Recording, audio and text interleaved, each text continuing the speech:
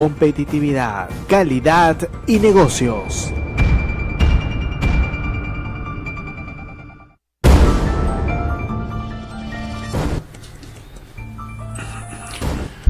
Muy buenas tardes, estimados radioyentes. Ahora estamos nuevamente en Calidad de Negocios, un servidor, Iván Mifflin.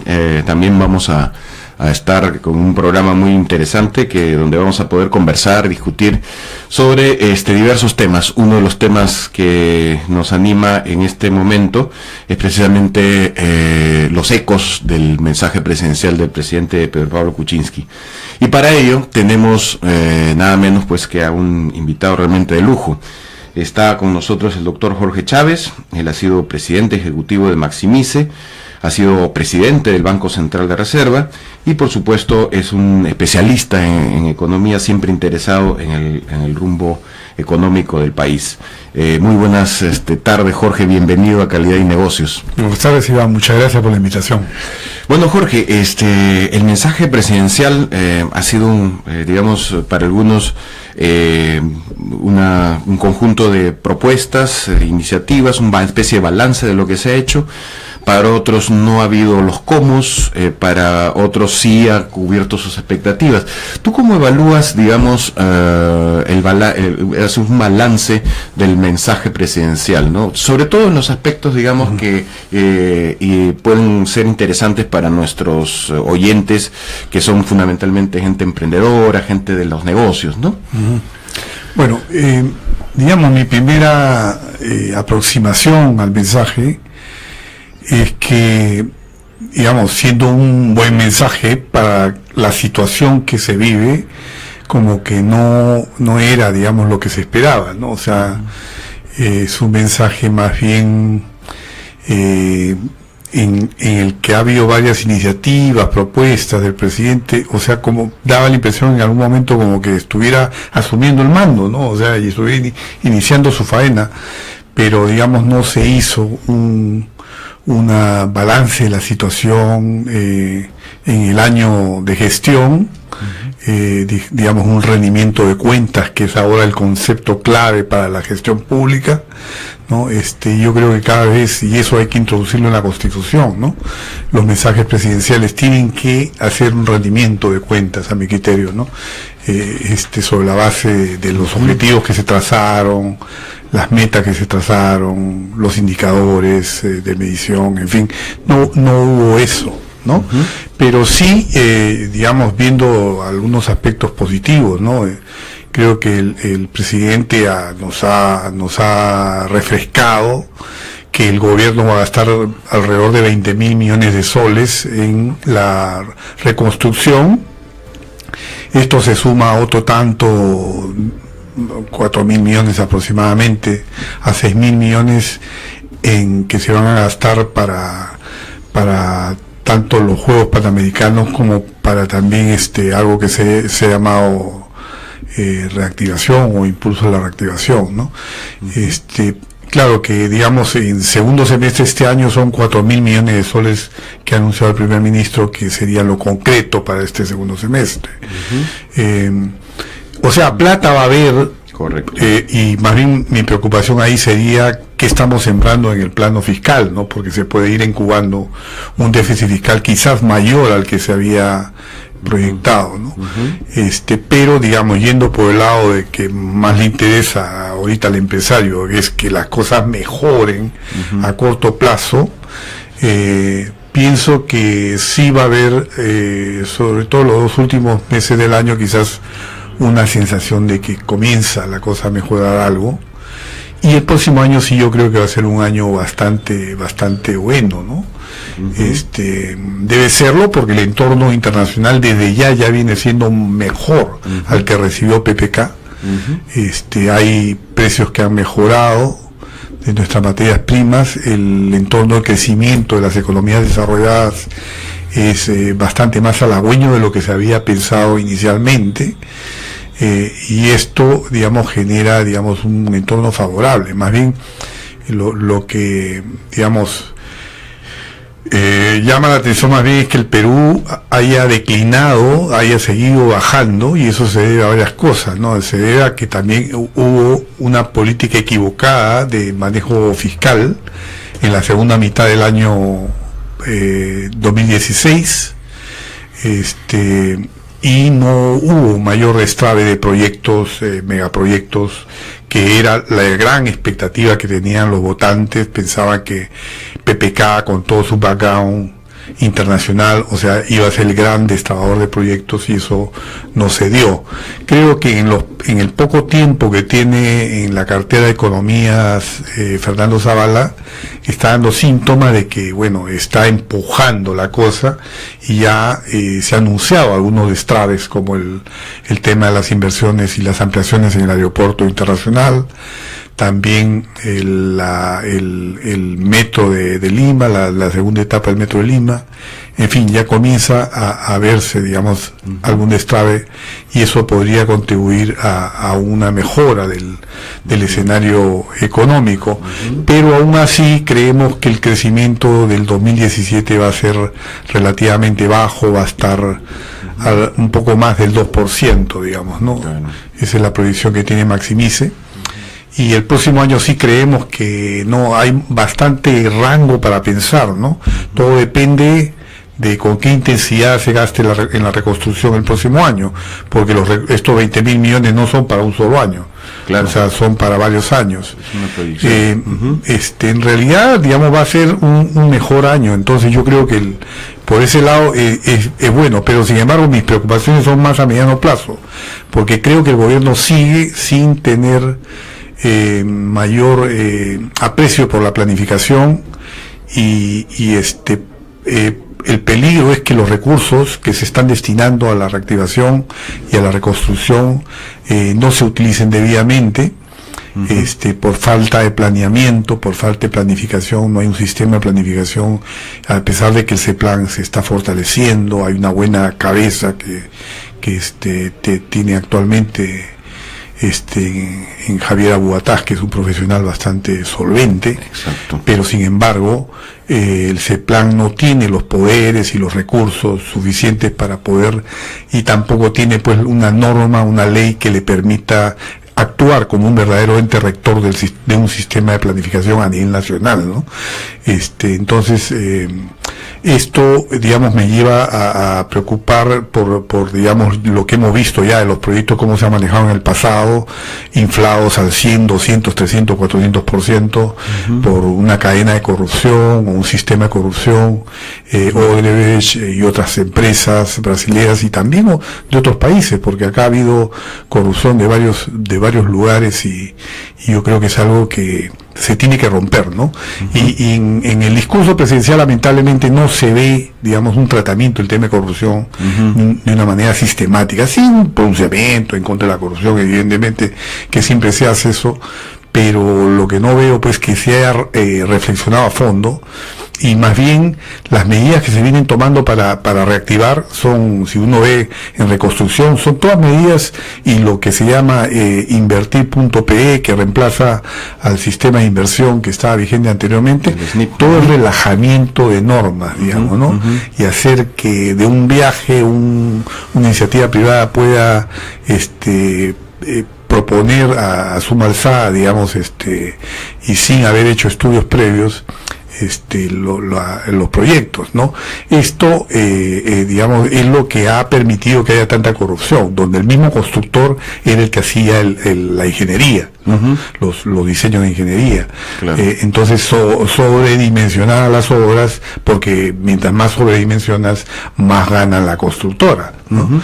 Y en realidad casi ni se preocupaban por el tema de la operación. Yo creo que más bien lo que más le debe interesar, lo que hemos aprendido, las lecciones aprendidas y que no han sido mencionadas en el discurso presidencial, es que ya debemos pasar a otro sistema de APPs, a asociaciones público-privadas o iniciativas privadas, donde se privilegie lo que es la operación, o sea, la calidad del servicio de la obra, ¿no? Y más bien la obra puede ser hecha inclusive por obra pública, ¿no? Porque está demostrado que ya, digamos, las condiciones que vienen exigiendo las empresas privadas es cada vez más recursos de contrapartida del Estado, donde se le exige que financie, que garantice, y que ponga el dinero por delante.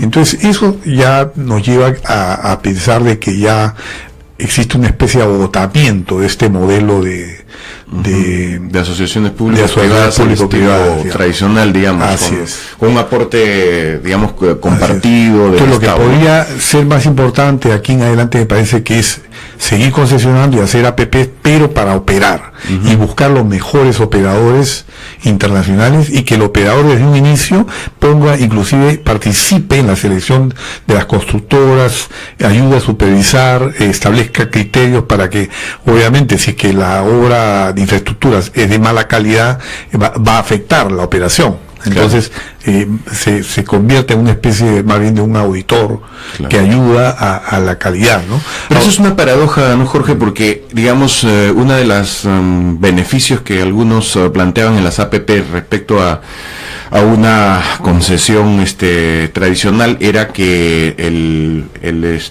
concesionario, digamos el socio privado, se convertía simultáneamente en una especie de garante en el largo plazo, si es que sobre todo tenías periodos grandes de concesión, porque evidentemente si no haces bien la carretera desde el inicio, desde el saque, tú como concesionario futuro vas a sufrir las consecuencias con mayores costos de mantenimiento, reparación. Por ejemplo, para hablar del caso de las carreteras, ¿no? Claro, ese criterio, digamos, yo creo que ha funcionado, por ejemplo, en el caso del aeropuerto internacional, ¿no? Porque ahí se organizó un consorcio que tiene vocación de operación. Claro. Pero cuando tú organizas consorcios que no tienen vocación de operación, sino que tienen vocación de construcción nada más. Entonces, una vez que construyen, no les va a importar qué va a pasar después con esa obra, simplemente vendes la concesión a un operador, a un tercero. O simplemente meten en el consorcio a un operador que de repente ni se le preocupa cómo operar, con tal de que simplemente llenen los requisitos que exige el Estado, ¿no? Ahora, en estos 20.000 millones que tú mencionabas, que van a ser como una especie de motorcito, ¿no? Es decir, de la reactivación económica, ¿no? En este caso, claramente conducida por la inversión pública, ¿no? Más que por la inversión privada, como ha sido en la década pasada, ¿no? En la década pasada, más o menos, que la inversión privada es la que tenía la primacía y la que era el motor del desarrollo, y tanto la inversión privada interna como también las inversión orientada a las exportaciones, ¿no? En este caso, por ejemplo, de este tipo de inversión de estos 20.000 millones, la reactivación dependerá de también, para que llegue a regiones, para que alivie problemas de pobreza, para que genere empleo, va a depender de cómo se plantee, porque si se plantea 4 grandes concesiones para hacer grandes obras, probablemente esto no va a funcionar. ¿Cuál crees que es el mejor modelo? Y eso es lo que no queda suficientemente claro, el mejor modelo para que estos 20.000 millones contribuyan a recuperar toda esta infraestructura perdida, ¿no? Y que es tan importante para la estructura productiva del país, ¿no? Bueno, a ver, tu pregunta me mueve a muchas reflexiones, ¿no? O sea,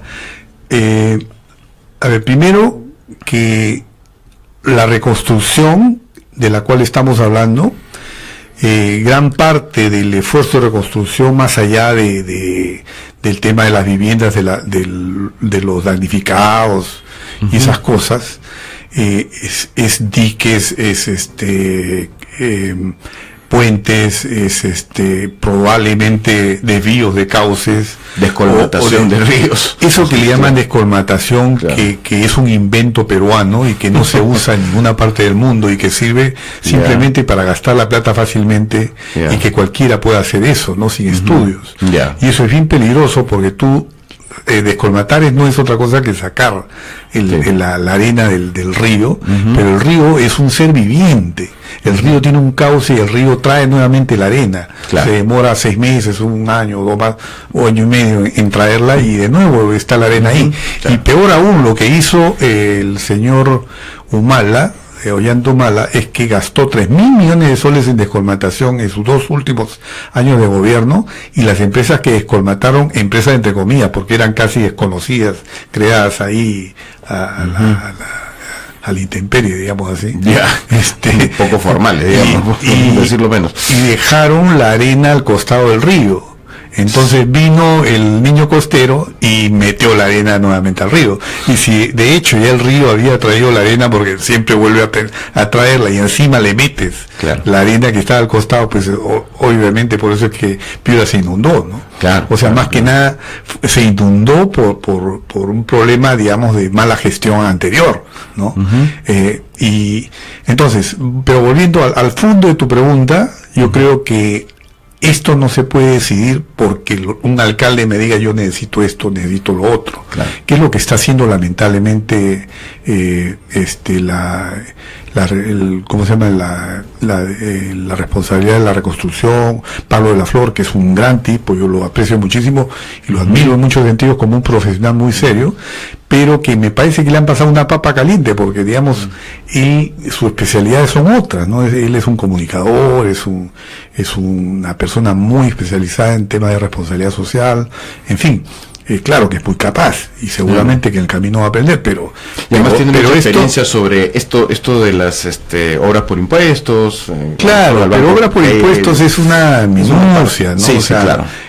Acá hay un tema de básicamente de cuencas, ¿no? De gestión de cuencas, que es un tema bien complejo, muy especializado. Yo me he tardado muchos años en entender algo el tema de cuencas, ¿no?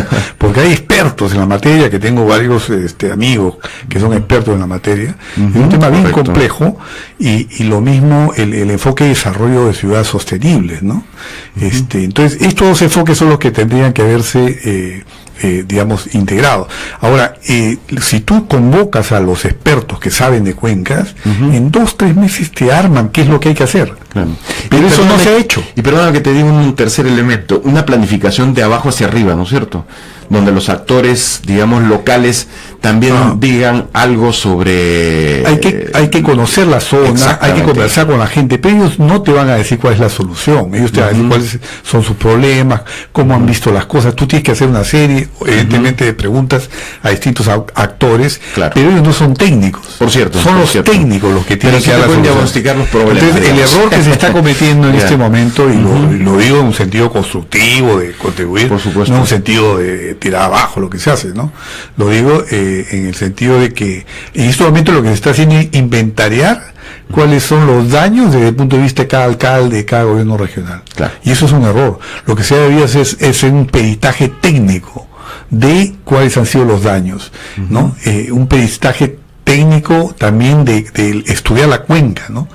Y qué es lo que está pasando con la cuenca.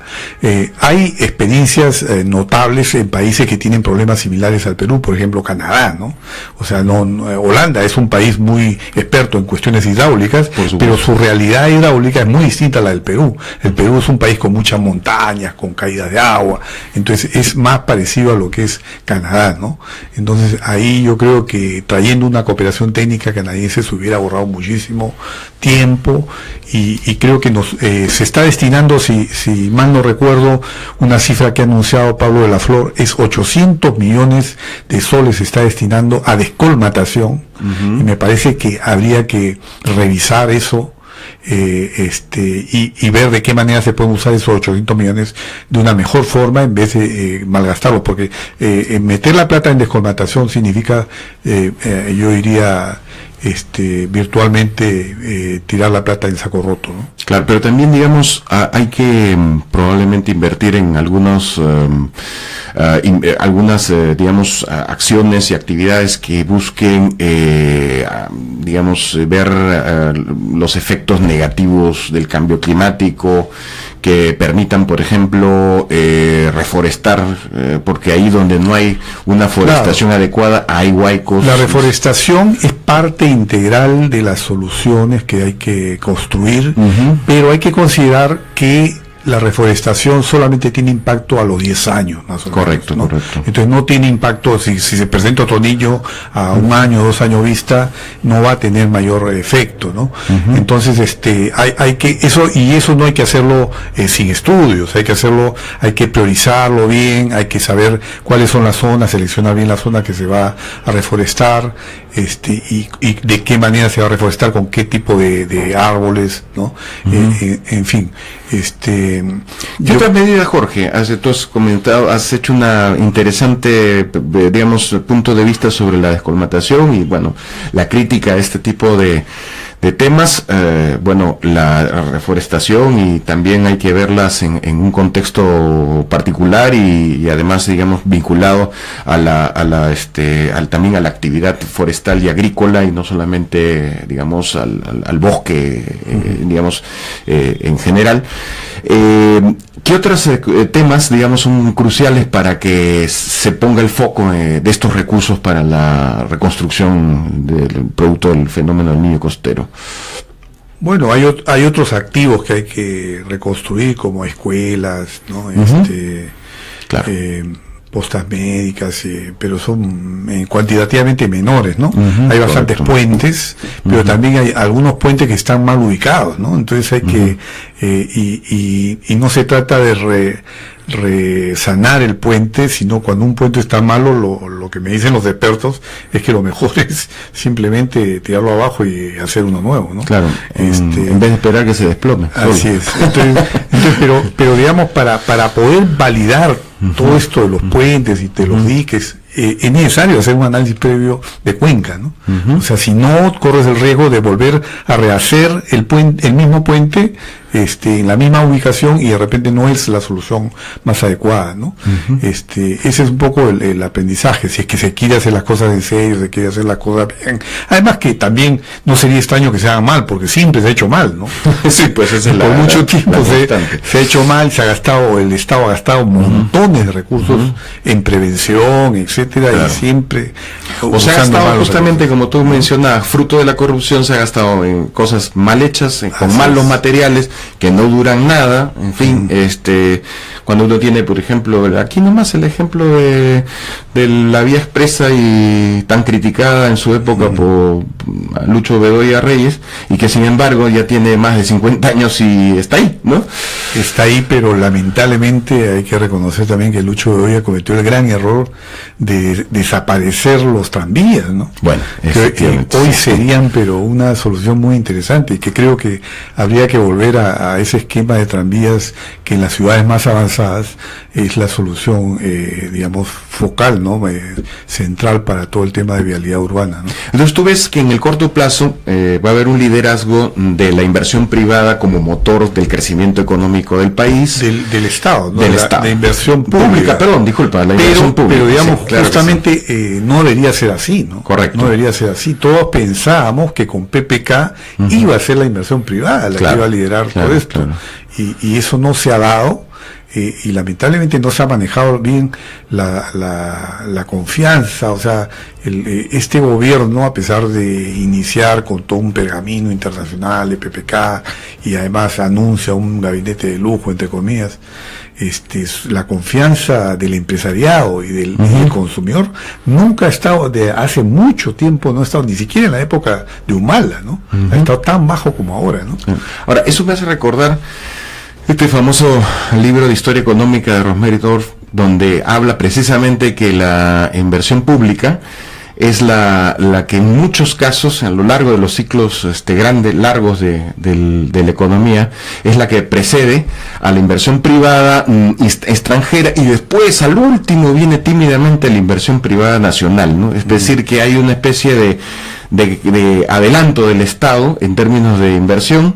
Claro, ahora entendible además por el desastre económico que ha habido, ¿no? Pero con los años, digamos, esa realidad ha ido cambiando. Cuando Rosemary estudia la economía peruana, la inversión privada era relativamente pequeña comparativamente con la... Eso es cierto. O sea, eran como más o menos equilibradas, pero hoy en día es la inversión privada la que domina gran parte del PBI, ¿no? Y la inversión pública tiene un porcentaje relativamente pequeño, ¿no?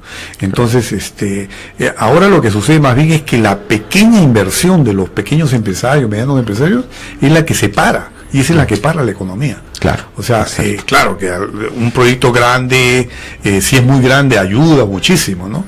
Pero lo que es más importante es inyectar optimismo en el pequeño, el mediano empresario. Claro. Y también hacer que los bancos inyecten ese optimismo, porque si los bancos son pesimistas y comienzan a cortarle el crédito al pequeño, al mediano empresario, entonces esto se convierte en un círculo vicioso, ¿no? Este es un tema súper importante, sobre todo por la naturaleza de nuestro programa, donde hay muchos emprendedores que están probablemente escuchando este mensaje.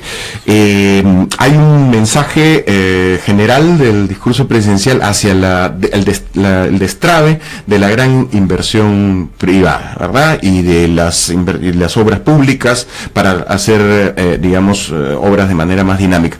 Pero ¿qué hay respecto a la vida del pequeño empresario, al acoso que sufre de la SUNAT, que todavía esto se mantiene como una espada de Damocles para el pequeño emprendedor?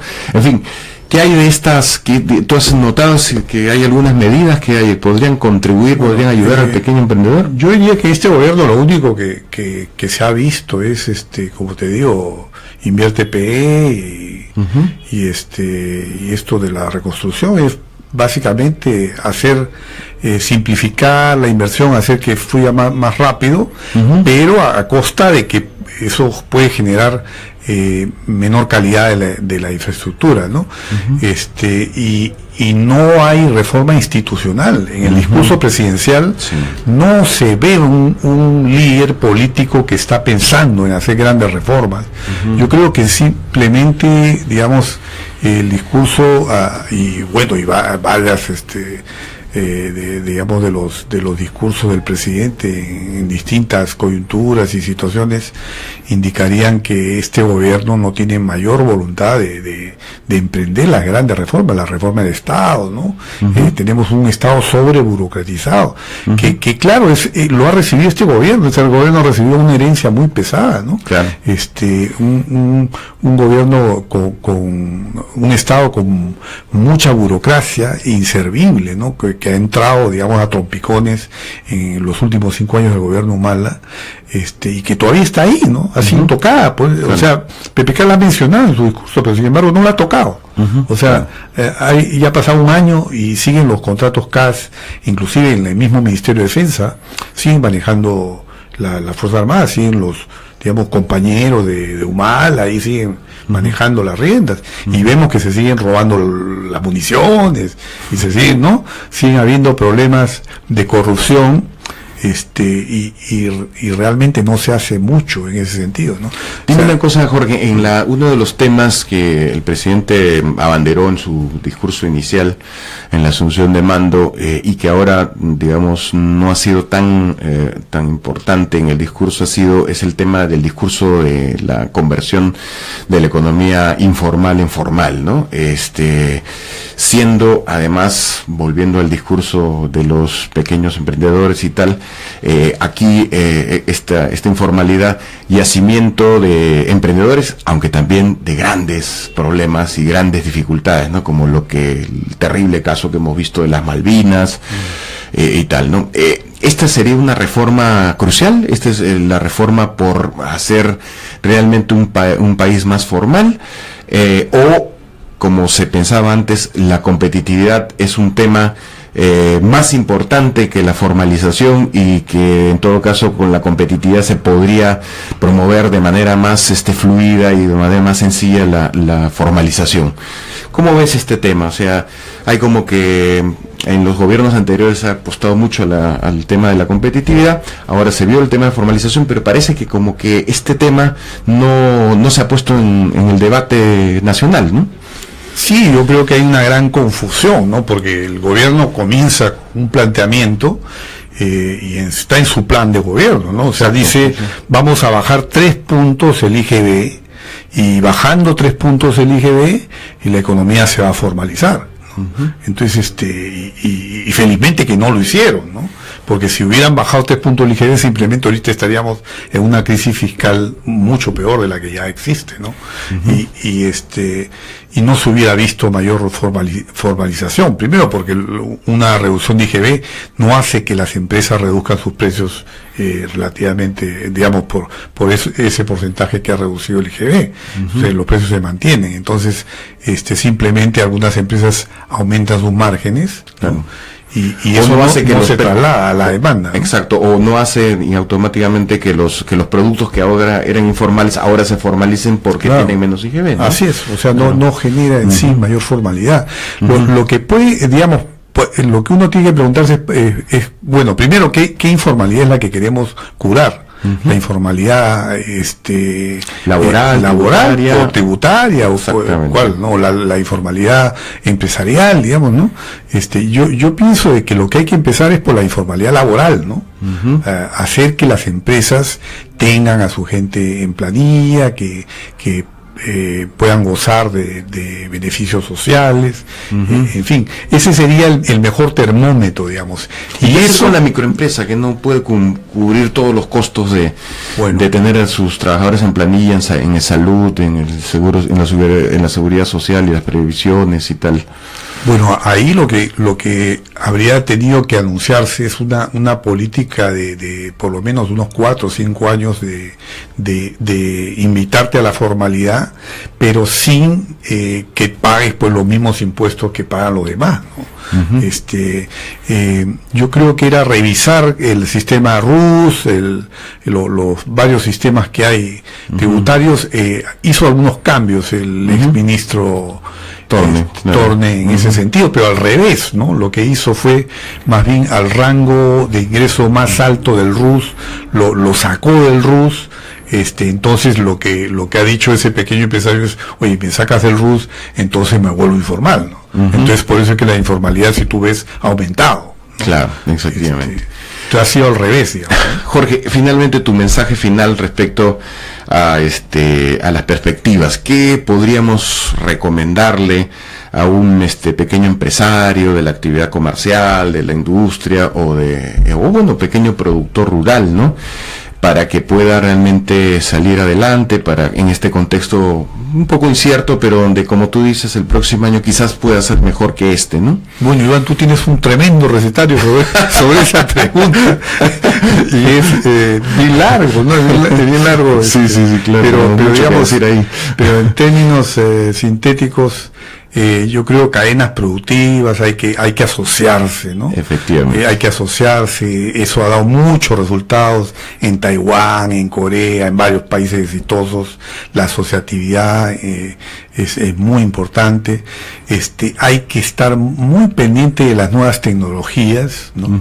Y saber utilizar esas nuevas tecnologías. Hay tecnologías muy baratas. Exacto. Y hay que hacer siempre un análisis o asesorarse. Yo creo que hay temor a veces de asesorarse por empresas consultoras o empresas porque creen que les va a costar. También el gobierno debería más bien subsidiar ese tipo de asistencia técnica y asesoría, y está empezando a hacerlo. Lo hace de alguna forma con los fondos que se han creado, de Perú, pero digamos es un granito de arena, ¿no? Es todavía muy poquito para todo lo que se necesita. Esa es una parte donde hemos mejorado tremendamente en los últimos 5 o 10 años, ¿no? Sí. En la fondo de innovación, al final del gobierno anterior, ese fue, digamos, una de las pocas cosas que comenzaron a funcionar con el ex ministro de la producción, ¿no?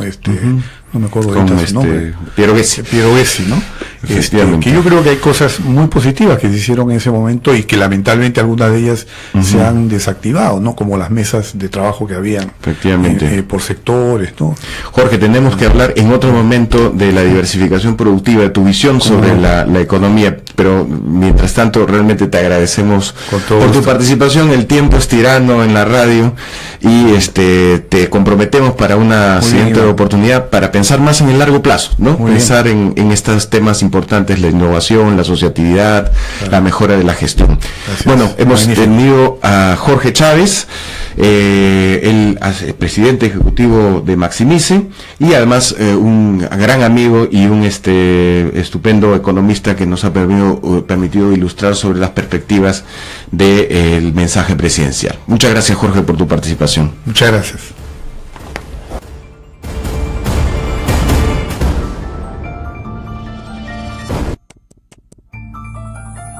La calidad